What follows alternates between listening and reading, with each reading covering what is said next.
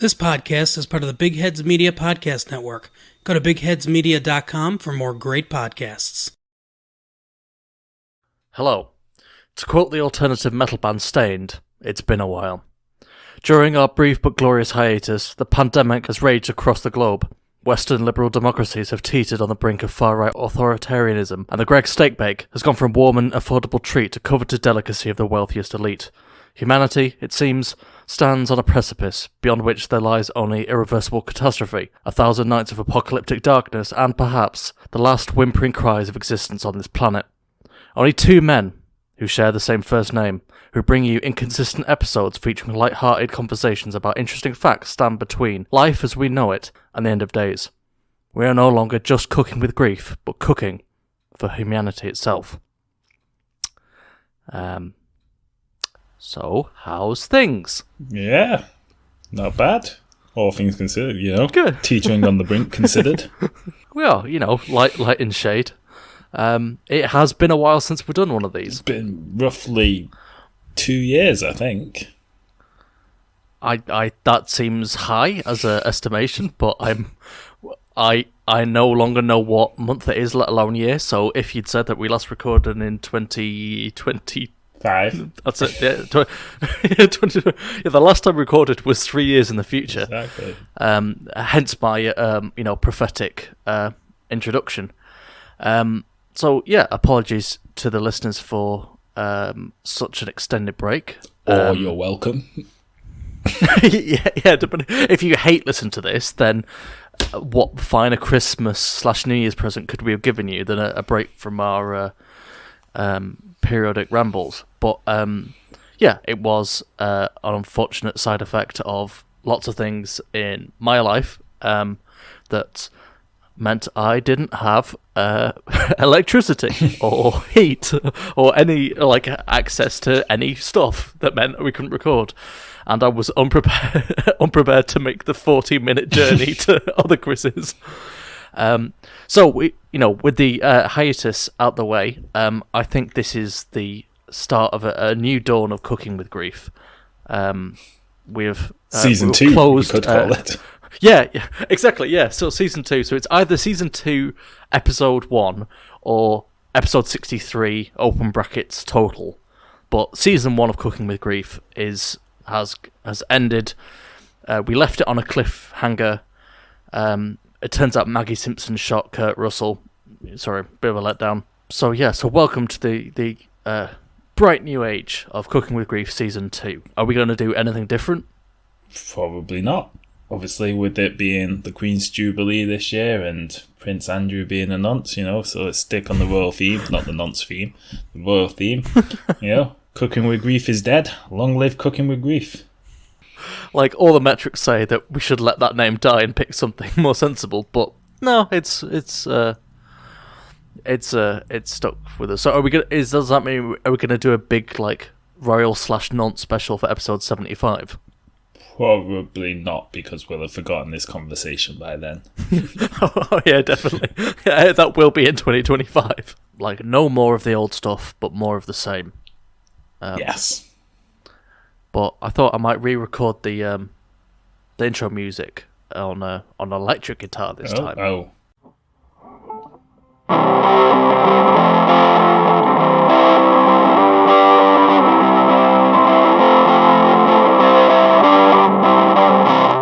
Judas! So there we go. That's what I was waiting for. If the pretentious anonymous introduction didn't put you off, this is a podcast where we pick something we've learned about in the week and share it with each other and talk about it, and that's about it. So unless you've got any other news or anything to say at the top? No, I don't. Cool. We'll start off with the first topic of Season 2 with your first topic. Okay, so for my first topic, the first topic of Season 2, I'm going to talk to you about beautiful people. Oh, excellent. Yeah, so it's an emotive topic for a lot of people because, well, I don't know. I guess it just is. People there's the whole thing about whether or not beauty's only skin deep, and like, whether or not they get beautiful people get unfair advantages in life because they can flutter their eyelashes and get whatever they want, And I'm here to tell you that science says that not only do they have that, but beautiful people will also probably live longer than you. Not you specifically. I mean you, the general the ugly audience people to whom I'm listening speaking. to this. Yeah. No, I wasn't insulting you. I was insulting all our listeners. Yeah, it's like they'll live longer than you, Chris, because you are specifically ugly. you obese man. Okay. I mean, statistically that is true, but it still feels hurtful. No, so son, that was very naughty. You're super naughty. Oh no. Oh no. No chuffing way. No chuffing way. No, so and this person's name is I think she's a professor, doctorate, very clever person, although it doesn't actually say what her title is here. But she's called Summer Mengelcock, which is just a funny name. That's just great. Very Germanic sounding. Like cock, like Koch. But Summer Mengelcock. I should probably have researched exactly who she was before, but I think this is it. Nah. Reading the paper she's published, which was mentions being at Texas Christian University. So I should have done more research. I assume that's where she's a professor. And she led a study in basically they're wondering. What's obviously humans find different people attractive, like that's not a controversial statement, and because this is where things get tricky, especially when you see things on Twitter, you feel people have to word things very carefully because you can't just say beautiful people, because then you get a load of that's just Western imperialistic standards. You've got to we're say all equally beautiful. Eurocentric, privilege or whatever. Yeah, but no, in this case, it's a regardless of what you perceive as beautiful, there's a general gist that certain people, more people find attractive than others. Your Brad Pitts in the world. Also, I realised just on a tangent, but there was something, I think it was on the radio, and somebody said they fancied somebody because he looked like a young Richard Gere. And they're 25 years old. And I was thinking, young Richard Gere is such a dated reference to yeah. I don't even know how old he is, but for him to have been a 25-year-old, you're talking at at least a 40-year-old reference point here. And I was and my media thought was, why would you not say something more up to date, like Brad Pitt? And I thought, well, he's 50 odd. Brad Pitt's in his 50s, so and I realised we're even now our references are now dated. Well, yeah, it's like there are chairs that conversationally people put in that seat, so it's like you've gone for Brad Pitt. It's someone said to me the other day a football came up and it was he's a a bloody David Beckham, and I thought, well, he's not played for that's such a 90s reference, what I mean? And it's each generation will have people that sit in that sort of conversational chair. There was a thing on Twitter actually where people were it was age yourself by saying who you if you see somebody speeding or driving recklessly, who's the Formula 1 driver that you go, who do you think he is? Michael Schumacher. It's Michael Schumacher's, not raced for 20 years, so... Whatever, yeah. Well, what's obviously it's Lewis Hamilton, but, who do you think he is? Sterling Moss? That's the thing is, what is your, most completely out-of-date reference that you'll make on a semi-regular basis? Oh, that's put me on the spot. Go ahead, do you have one to reference to hand whilst I think of What might not be? Right, well, it's if someone says something particularly thought-provoking, I will go, all right, Sophocles. So I'm at least going... How old are you? Well, I mean, it's not contemporaneous with me, but my go-to smart person is, from, millennia ago. No, I just use back in the day to refer to anything from like a couple of years ago to like dinosaurs. I'd be like, I mean, there were back in the day. You mean the Cretaceous period? Yeah, back in the day. Yeah, many days ago. Yeah. Anyway, back on topic. Oh yeah, Summer Mengelcock. So she did a study, and basically she was, so going back on topic. There are certain people that are perceived to be good looking by most people. Right. Yeah. And so her sort of idea was, well, basically why? Like, what is the biological advantages or whatever? Like, why do we look into, like I say, you show a picture of Brad Pitt or Scarlett Johansson or some, to a room, and whilst there will be a few outliers, most people will say, that's an attractive person. And let's see why. And so what their study found was that beautiful people, it's not how it was written, but basically, yeah, beautiful people have better immune systems than the ugly masses, which is probably very useful in COVID times. Yeah, if you can be hot and have a great immune system, that's a win-win. Well, and you're more likely to. Yeah. Like, that may be what we're actually not attracted to somebody's face, but maybe just the fact that they have excellent white blood cells. Oh, yeah, she's got a high white blood cell count. Oh. What is this? Carry on cooking with grief now? What have we we're already doing 70s references like, see the size of her white blood cells. Oh. Hey, show us your lymphocytes.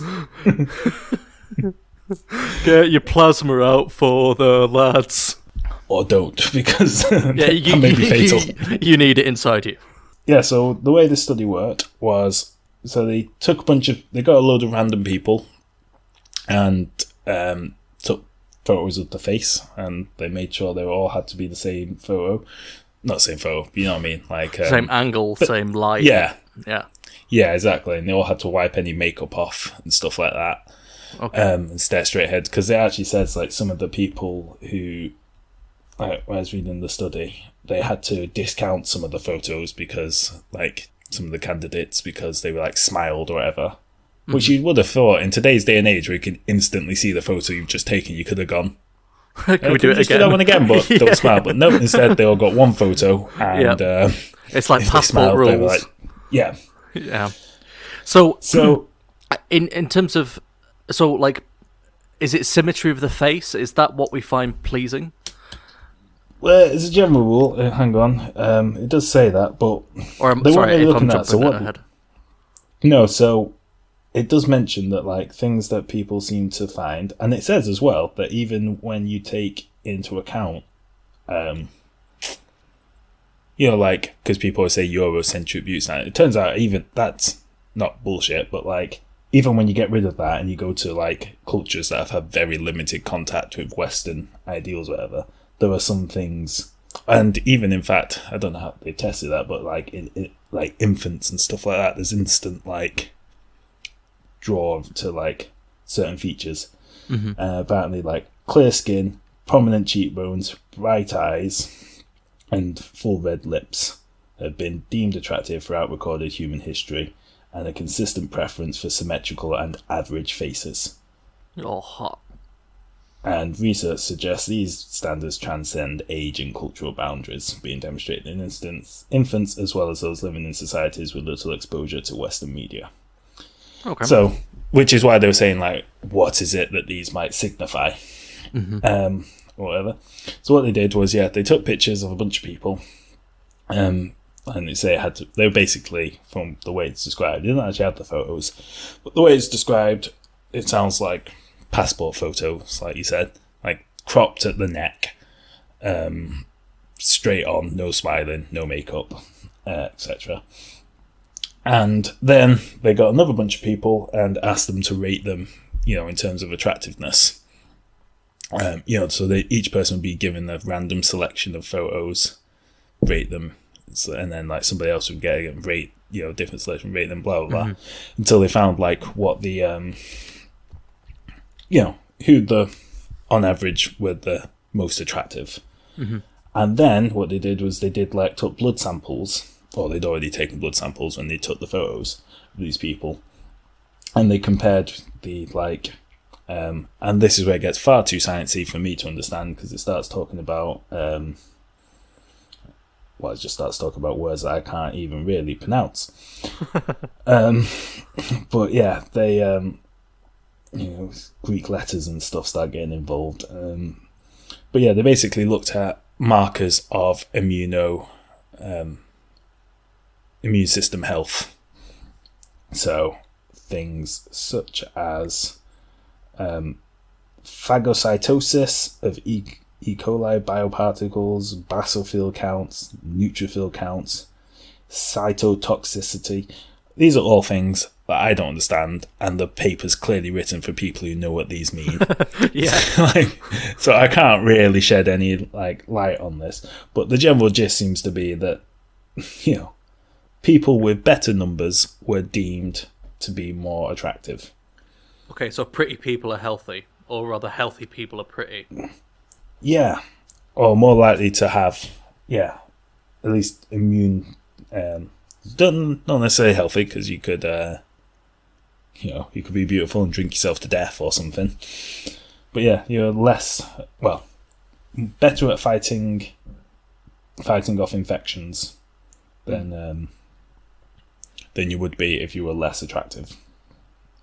Okay. So, that suggests that the reason why, for whatever reason, certain features seem to denote better immune systems, and we've evolved to be attracted to people with better immune systems.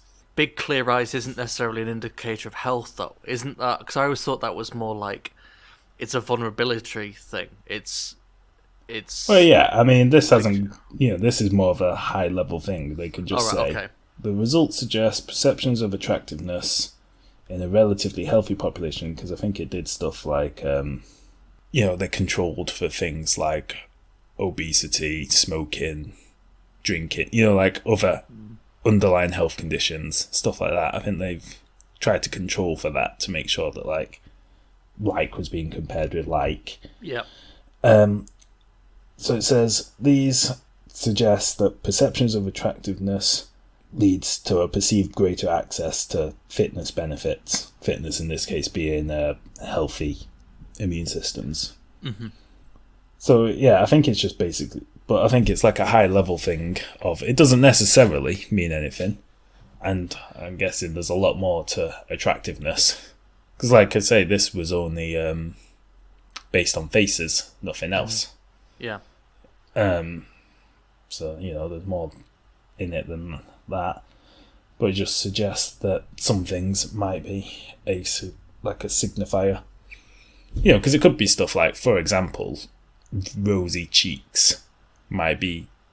I'm making this up now, it's just as an example, but it could be like rosy cheeks is because your blood's doing whatever because you've got healthier blood, which means it's showing on your cheeks, and then people happen to find that more attractive or whatever. Yeah. I say it's not a hard and fast rule. It's not like it's not like you can take Angelina Jolie's going to live forever. I mean, if anyone deserves to, I think it's her. It also seems to be tied more closely to a target's ability to avoid bacterial rather than viral. So actually, it turns out COVID means less. So basically saying that it seems to be more related to body's antibacterial responses than its antiviral responses. Right, okay. And it does also say that there's slight differences between what men find attractive in terms of immune responses versus what women find attractive. The only problem is this is where it got too complicated and I wasn't sure what it meant. So it says so immune function may be more closely tied to a target's ability to avoid bacterial rather than viral threats, with the exception of NK cell function in men, which was positively related to facial attractiveness. I don't know what NK cell function means, so I don't know what that means, but it's basically saying that some things men seem to like be attracted to women who seem to have a different immune system response to what women were more attracted to in men. That's interesting, and I don't really understand, but it sounds interesting. which is the bulk of this podcast, let's be honest. Yeah, true, yeah. It's you telling These are me things to we be find sciencey interested, things. but we don't know. Yeah, no, that is, and it's interesting on a level that's, because it's so scientific and like sort of almost like above biological, and then all the sort of ground level stuff, like so like with the rosy cheeks, like there's the science behind that, and then you get this sort of societal thing of like, so that's why people start putting blush on their this explains exactly. the original impulse, and then the sort of subsequent things we do in society to draw attention to things that we universally find attractive. Sort of like camouflage. I have made myself look like a healthy person. We're essentially like slightly more evolved birds, like making presentations. It's just a sort of high level thing, and it says there's plenty of future research needed. Yeah, but it's just bloody a general Stephen gist Hawking of over things. here. Yeah, well, that's it. It's basically it's not a one-to-one thing. It just seems to be that people are perceived to be it's just more attractive. It's just interesting that it's a humanity thing. It's pan-cultural. Yeah, well, and obviously, like there must be some reason, or at least originally would have been. Yeah, like peacocks with the colourful feathers. There must be something about the peacock with the most colourful feathers, whatever. Yeah. Has something that makes them work. Otherwise, if the peacocks with the colourful feathers are all like biologically shit, the peacocks would have died out because it's like we just made a bunch of beautiful animals that are absolutely incapable of defending themselves and hunting for food or whatever it is peacocks eat, scavenging. I don't know. It's like so they all died. That would have been a very useful evolutionary branch. Yeah. So there must have been something. Great conversationalists, I think. Yeah, that could be it.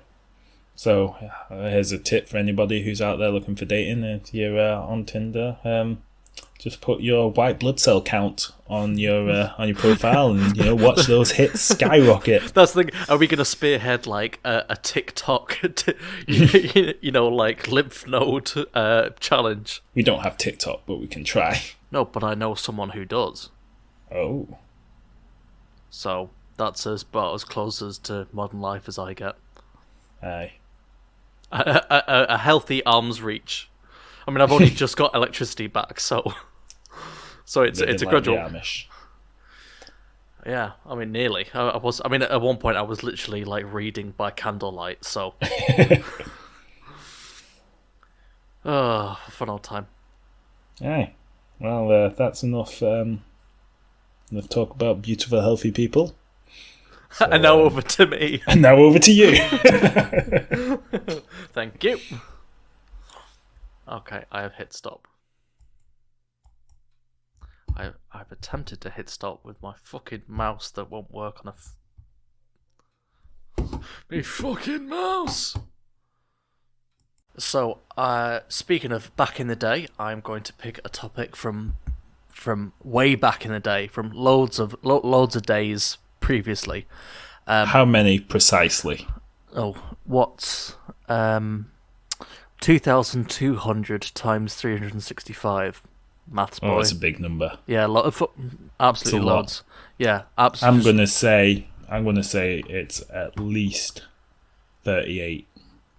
At least, at the very least. I think that's probably quite a safe estimation. But first, I'm going to ask you: have you got a favourite mug? Favourite mug? Yeah.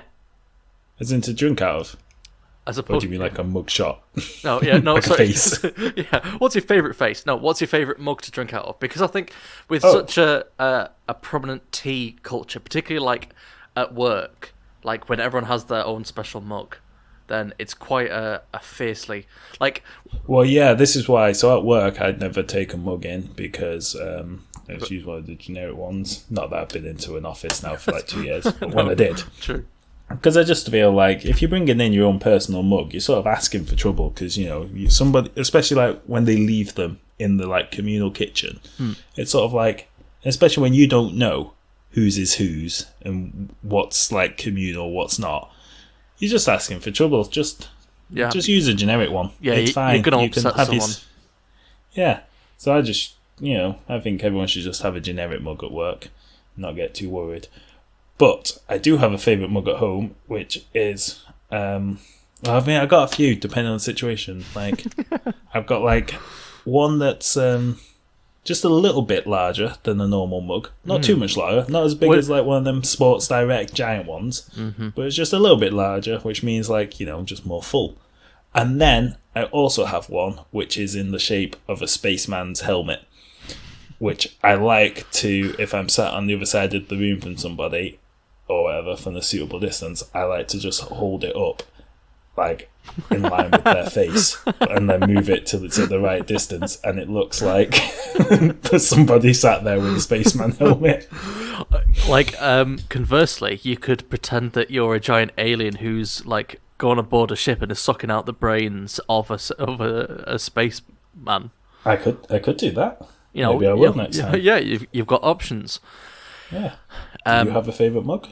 Yes, but I don't know if that's any of your business. Oh wow!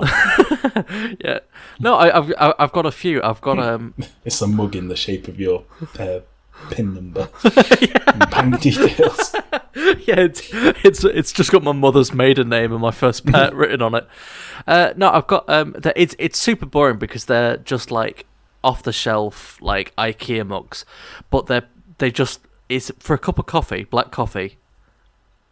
It's just the perfect amount that it retains its strength. And that reminds me as well. I have another mug that I enjoy. Yep, top three.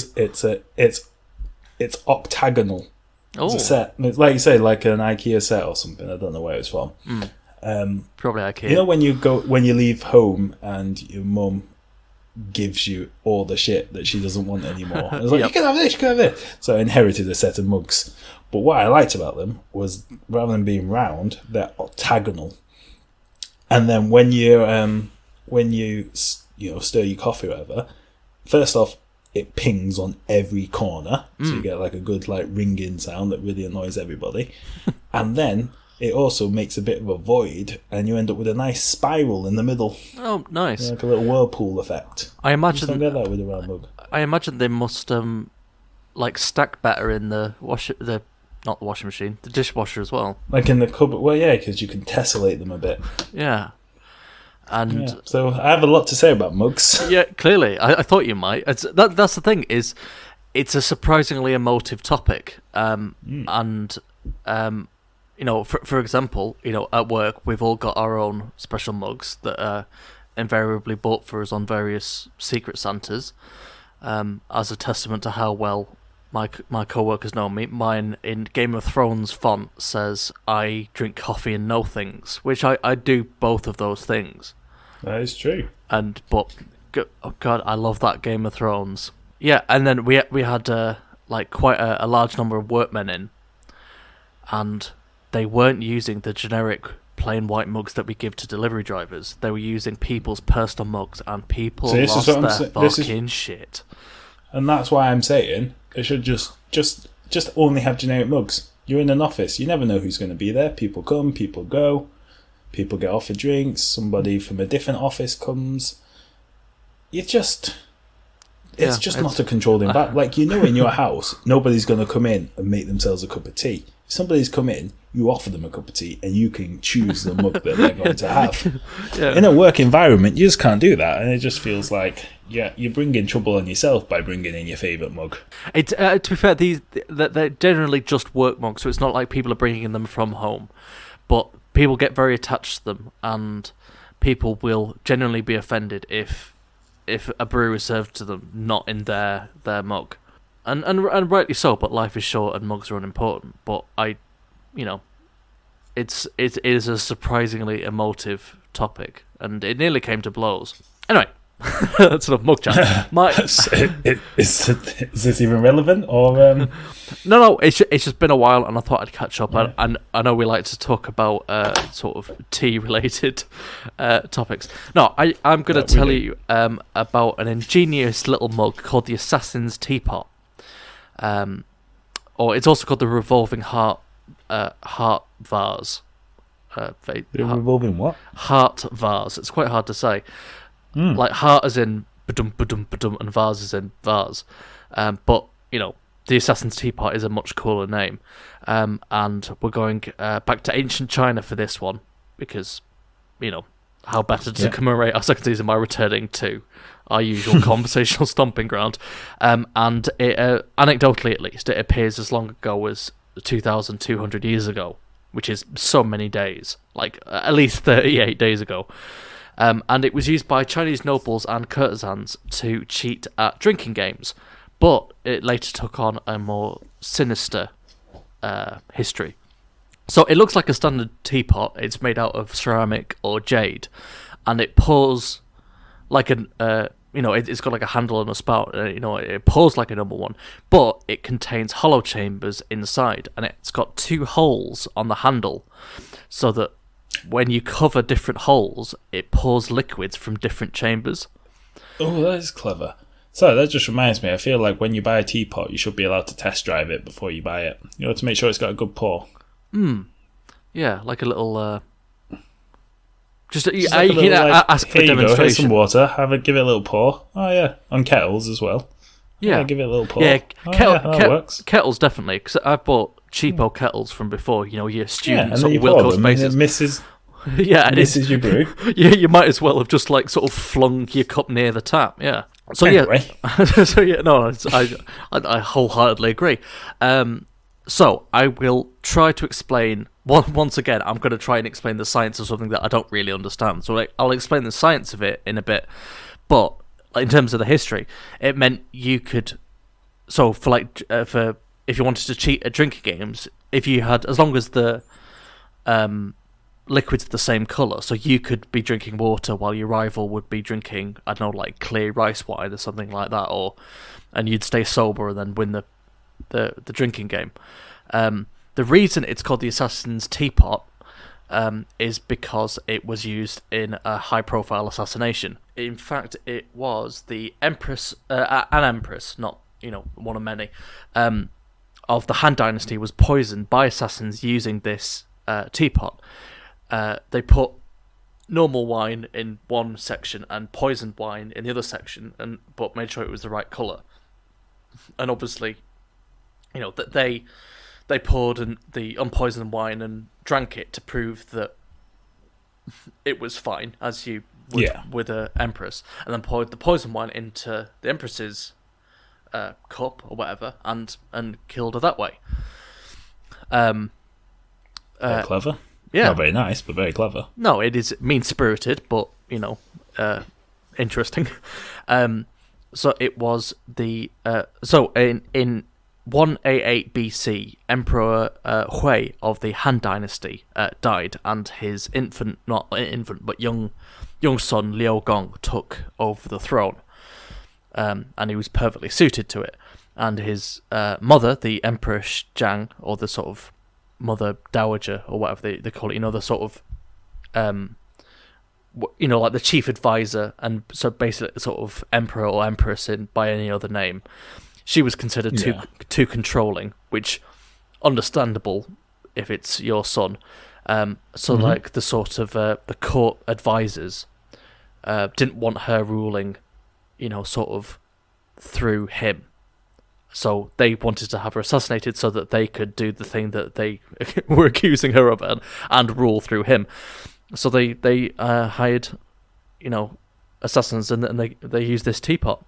Now, for the science of it, and I watched a video on it of a guy explaining it, and it's all to do with water tension. So, covering the holes on the handle, it changes the air pressure inside the teapot, and so it changes the surface tension. And apparently it's like if you get a plastic bottle filled with water and then put gauze over the top of the bottle, you can pour liquid through it fine if the bottle's held horizontally, but not directly upside down, because the air doesn't flow in through the gauze. So the water, you're going to have airflow going in for the water to come out. Okay.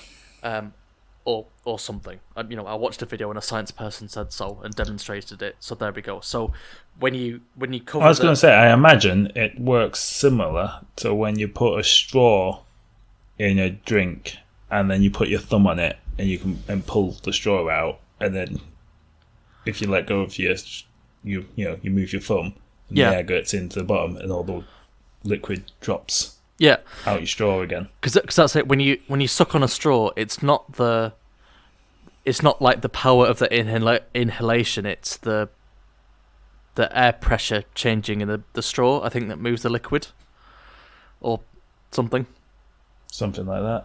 Yeah. So if you covered all the holes on the teapot, then no liquid will come out, because you're not giving the Does that include if you're covering the hole where of the spout? that's harder to do. No liquid's going to come out there. Congratulations, you've invented the lid. A complicated human lid.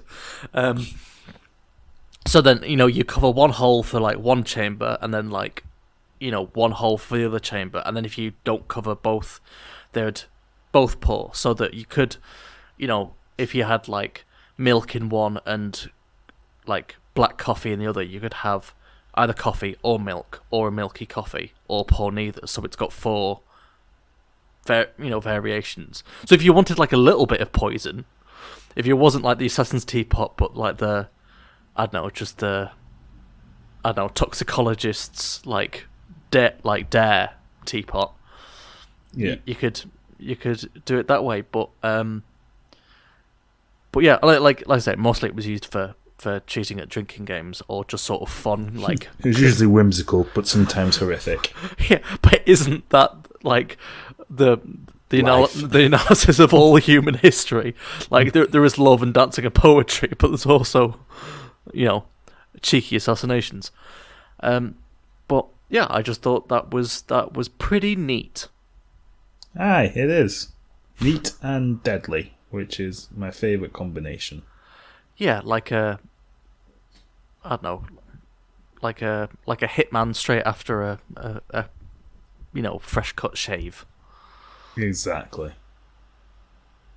Wasn't my strongest. No, but you got there in the end. Yeah, good job. I thought you were going to go on something like like a well-tied. I don't know. Nuke like silo. An origami knife. Okay, butterfly knife. Deadly. Yeah.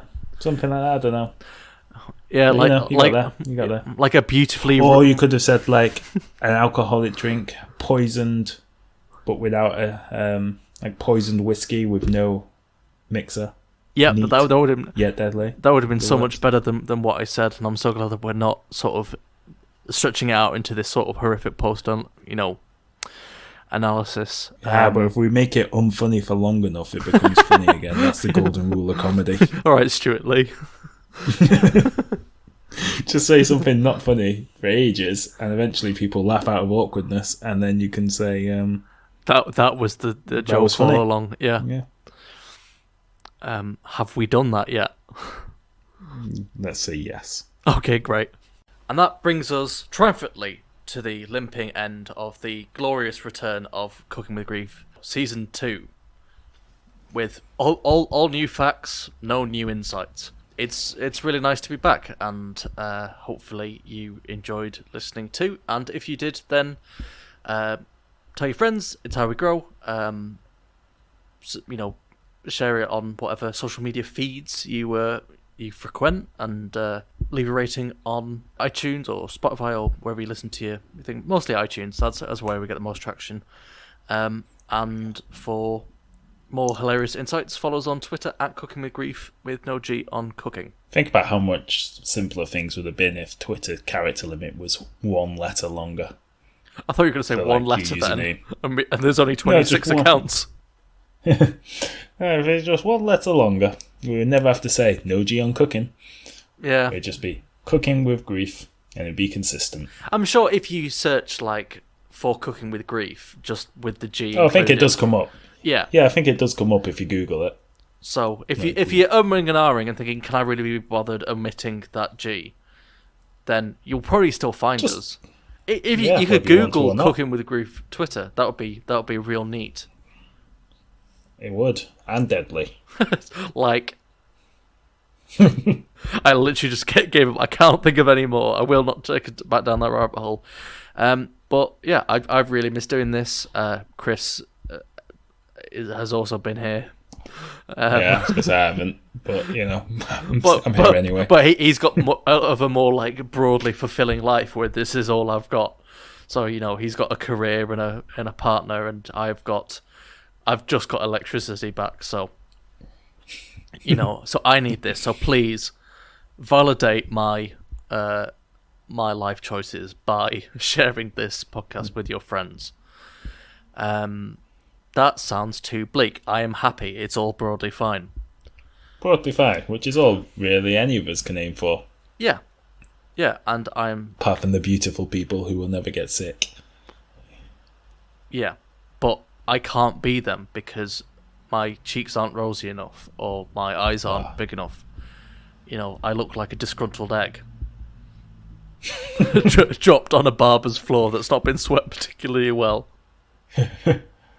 Right, what's the opposite of sunny side up?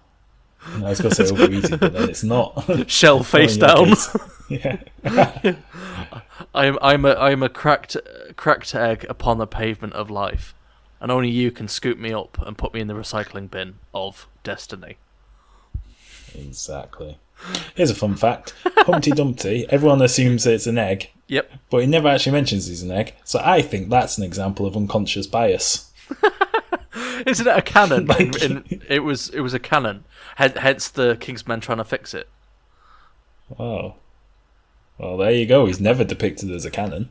No, But if he was a cannon, he'd be black. He'd be big and black and strong. But the man had to put us down, and they made him a fragile white egg. Yeah, I just made Humpty Dumpty racial. Oh, great. Cooking What with are you gonna Grief do has about gone it? woke. It could have been a white cannon. White cannons are also big and strong. You know, you can get brown eggs. You can. And they crack just as easily. You can get blue eggs, in fact. I'm pretty sure you sell them. Me personally, yeah. Next to the warm ham. That's a joke for nobody because that was in the pre-record conversation. It's not even like we're cutting away to like exclusive content. That was just a conversation. Exclusive? Wait. I will not talk about green eggs and ham. Shall we make a Patreon post that is just it's just explaining the context of warm ham? Yeah, sure. If it gets people in, like, yeah. It won't. No. If anything, it will have a detrimental effect. But we will send you nudes, not of us, but of eggs. Yeah. With the shells tastefully. Nude eggs, shells off. Yeah. And, you know, the yolks are all the same underneath. Something to think about. Actually, no, them blue eggs, they have a more orange yolk. Yeah, that's I'm true. explaining eggs to you. You know more about eggs than anyone, apart from Gaston. Yeah, but I try to live my life in his teachings. One egg at a time. Yeah, no, I'm off the eggs at the minute. Oh, hey. Too good for eggs now. There it is. Literally can't win. If I eat loads of eggs, you're always like, oh, bloody Gaston over here, which is an old reference. and then I stopped doing eggs because I'm not on the strongman diet anymore. And you're like, oh, someone's too good for... I mean, I take your point that I could have a moderate amount of eggs, but I'm not a man that lives by halves. Half a dozen, maybe. But... No, I'm just on the chicken and rice. Oh, that sounds fulfilling. Well, That was sarcasm, Chris. It doesn't sound fulfilling at all. I mean, it's filling, because there's a lot of it. And I am full after it being filled. I didn't sound great. Oh, you're just going to leave me to stew in that I'm sentence? just going to leave you to... Yeah, I'm just going to leave you. I mean, you can go. I can go around talking. Like a 1,000-year egg. Is it called 1,000-year egg? Is that the one you had? Yeah, 100. That made you 100 sick? Yeah, it's generally, I appreciate that it's a cultural thing, and it was nice to be introduced to a Beijing delicacy, but the 100-year egg is singularly the most disgusting thing I've ever eaten, because it was just a rotten egg. It was a bad egg. And on that note, I think you've rescued it. Have we? With a quality pun. Sure, I will take that note of optimism. It's lovely to be back. We'll have another episode out soon, whether you want it or not. Goodbye. Goodbye. Okay, I think I might actually have an egg for tea now. Ooh, Raw. excellent. The Rocky diet. Which apparently has absolutely no nutritional benefits, and it's just more likely to make you ill. Yeah. What? Raw eggs, that is. Yeah. Like, cooking doesn't get rid of any of the, important parts of the egg. Oh, so you don't get, more protein from a raw egg than a cooked one? No, apparently not. Just more E. coli or salmonella, or whichever one it is. Salmonella, maybe? Yeah, I mean, I've never had a raw egg, and I hadn't... Sometimes, do you ever Really? scramble an egg and you're like, nah, that's still raw, that. Mm-hmm. But... Goodbye. Oh shit, we were still going.